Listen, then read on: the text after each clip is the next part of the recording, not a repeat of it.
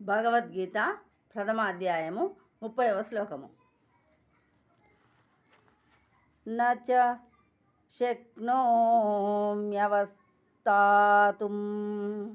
భ్రమతీవ చ మే మనః నిమిత్తాని చ పశ్యామి విపరీతాని కేశవ.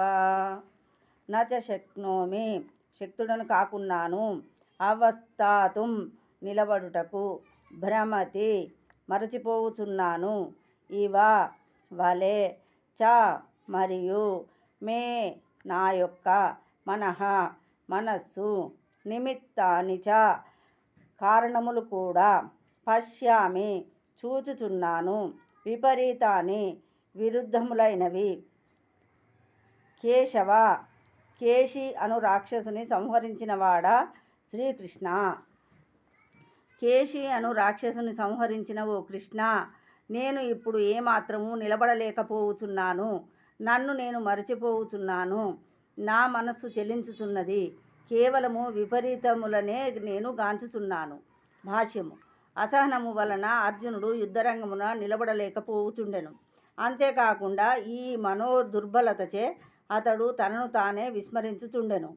భౌతిక విషయముల పట్ల గల అధికాసక్తి మానవుని అట్టి భ్రాంతిపూరితమైన జీవన స్థితియందుంచును. భయం ద్వియాభినివేశతః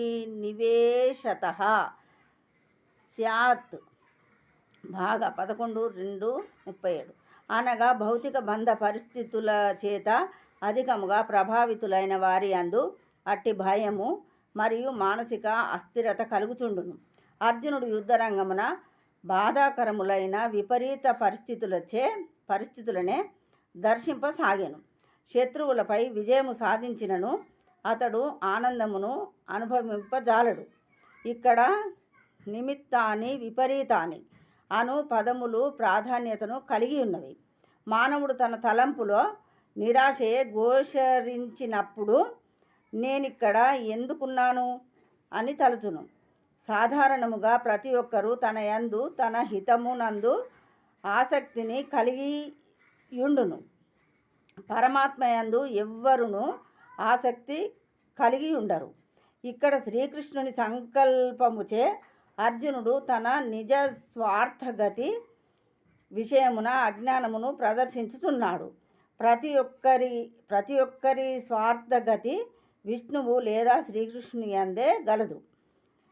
బద్ధజీవుడు ఈ విషయమును విస్మరించుట చేతనే భౌతిక క్లేశములను అనుభవించును.